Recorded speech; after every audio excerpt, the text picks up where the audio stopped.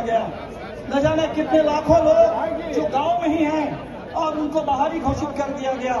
न जाने बिहार की कितनी महिलाओं का नाम काट दिया गया। और ये बांग्लादेशी हवा खड़ा करके आज आप देख रहे हैं कि 3 लाख लोगों को नोटिस थमा दिया गया कि आपने जो दस्तावेज जमा किया है वो दस्तावेज काफी नहीं है, भरोसेमंद नहीं है। तो पता नहीं कितनी बड़ी साजिश अभी भी चल रही है। लेकिन एक बात तो तय है, इस पूरी यात्रा में हमने देखा कि पूरे बिहार के लोगों ने मन बना लिया। सासाराम से हम लोग चलना शुरू किए, पूरे शाहबाद के इलाके हो, मगध के इलाके हो, सीमांचल हो, कोसी का इलाका हो, मिथिला हो, चंपारण से लेकर छपरा सिवान होते हुए आज आपके बीच में पहुंचे। कल आरा में परसों थे। तो पूरे बिहार में मन बना लिया, पूरे बिहार में मन बना लिया। इस वोट चोरी को हमें पूरी ताकत लगा करके रोकना है और इस वोट का बिल्कुल सही इस्तेमाल करके एक एक वोट से चोट करना है। ये डबल इंजन की सरकार जिसने बिहार के साथ डबल विश्वासघात किया है, इन वोट चोरों को अब गद्दी से उतार देना है। आपकी आवाज की इतनी ताकत है कि आप देख रहे हैं कि भारतीय जनता पार्टी और हमारे नीतीश कुमार जी घबराए हुए हैं। नमस्कार, आप देख रहे हैं हल्ला बोल टीवी और मैं हूं वेदिका आपके साथ। आज पटना की पद यात्रा में तेजस्वी यादव और राहुल गांधी के बीच में दिखी दरारें। क्या होने वाला है इन दोनों में तलाक, इस पर हमारे साथ बात करने के लिए मौजूद है हल्ला बोल टीवी के संपादक दीपक शर्मा। देखिए, दोनों के बीच दरारें दिखी और यह भी दिखा कि कैसे दोनों पूरी पदयात्रा में, सासाराम से निकली थी पदयात्रा, सासाराम से औरंगाबाद, औरंगाबाद से गया, गया से नवादा, नवादा से शेखपुरा, लखीसराय होते हुए दरभंगा, तमाम जो कटिहार होते हुए यात्रा आरा, संदेश, बढ़ारा होते हुए पटना पहुंची है। यह यात्रा, इस पूरी यात्रा में तेजस्वी यादव और राहुल गांधी साथ साथ दिखे, खूब बतियाते दिखे, दोनों के बीच जबरदस्त बॉन्डिंग दिखी। लेकिन आज कुछ अलग दिखा है। पहला, सुबह सुबह जब पदयात्रा निकली गांधी मैदान से तो उसमें बड़ी संख्या में कांग्रेस के कार्यकर्ता थे, लेफ्ट के कार्यकर्ता थे, मुकेश सहनी की पार्टी वीआईपी के कार्यकर्ता थे, लेकिन आरजेडी के कार्यकर्ता बहुत थोड़ी संख्या में थे।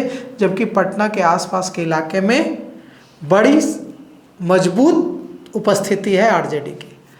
दूसरी बात, जब दोनों मंच पर बैठे राहुल गांधी, तेजस्वी यादव, तो राहुल गांधी और तेजस्वी यादव साथ साथ बैठते थे, लेकिन आज ऐसा नहीं हुआ।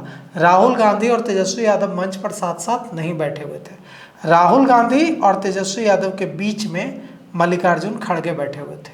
अमूमन होता यह था, मल्लिकार्जुन खड़गे कांग्रेस के राष्ट्रीय अध्यक्ष हैं, अमूमन होता यह था कि मंच पर राहुल गांधी और तेजस्वी यादव साथ साथ बैठते थे और दोनों के बीच बातचीत होती रहती थी। जब दूसरे नेता भाषण दे रहे होते थे तब भी वे आपस में बातचीत करते थे। जब भीड़ से कोई हाथ उठाता था, हिलाता था, तो दोनों भीड़ की तरफ हाथ हिलाकर इशारा करते थे। दोनों के बीच गुफ्तगू का दौर रोड शो में भी चलता रहता था और दोनों के बीच जो बातचीत है वो मंच पर भी चलती रहती थी। चाहे पप्पू यादव भाषण दे रहे हों या शकील अहमद खान भाषण दे रहे हों या कोई दूसरे नेता भाषण दे रहे हों, जब भी भाषण, दोनों के बीच भाषण के दौरान भी बातचीत चलती रहती थी। आज यह बातचीत नहीं हो रही है। बीच में बैठे हैं मल्लिकार्जुन खड़गे और एक तरफ बैठे हैं तेजस्वी यादव और एक तरफ बैठे हैं राहुल गांधी। राहुल गांधी भी आज थोड़े अपसेट दिख रहे हैं। रोज की तरह उनका जोश हाई नहीं है।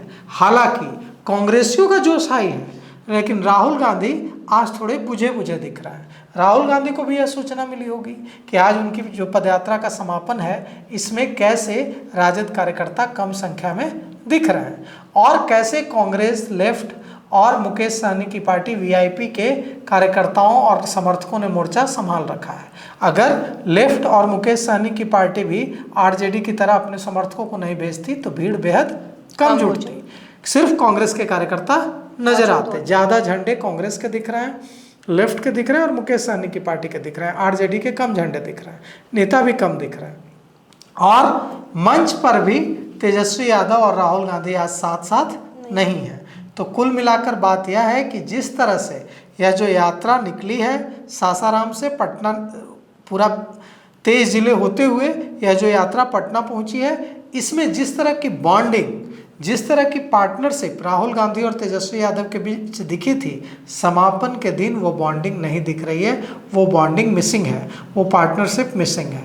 राहुल गांधी थोड़े बुझे बुझे हैं, तेजस्वी यादव अलग थलग दिख रहे हैं, और दोनों के बीच की वह ट्यूनिंग गायब है। सर, आज राजद के नेता भी कम नजर आए और तेजस्वी यादव और राहुल गांधी में बातचीत भी कम नजर आई, तो इस दरार से कितना घाटा होने वाला है महागठबंधन को? देखिए, चुनाव में तो इसका घाटा तो होगा अगर यह दरार बढ़ती है, लेकिन सामने वाली जो सेना है, मतलब एनडीए, वह भी कोई बहुत एकजुट नहीं है। वहाँ देखिए, वहाँ भी सिर्फ फुटबॉल की स्थिति है।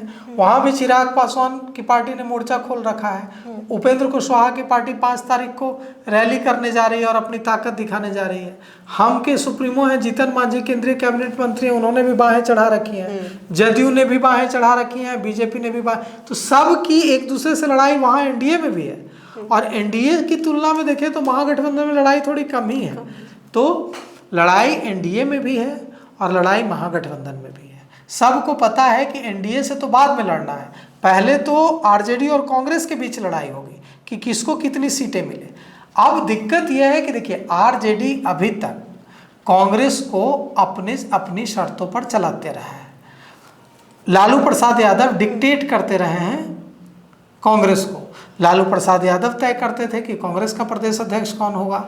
लालू प्रसाद यादव तय करते थे कि किस सीट पर कांग्रेस लड़ेगी, वहाँ का प्रत्याशी कौन होगा। ये सारी चीज़ें लालू प्रसाद यादव तय करते थे। कहा जाता था कि बिहार में लालू प्रसाद यादव 2 पार्टियां चलाते हैं, एक आरजेडी और एक कांग्रेस, क्योंकि उनकी ट्यूनिंग सोनिया गांधी से बहुत अच्छी थी। लेकिन अब जब राहुल गांधी ने कमान संभाल ली है, नेतृत्व करना शुरू किया है, तो वह बात रही नहीं।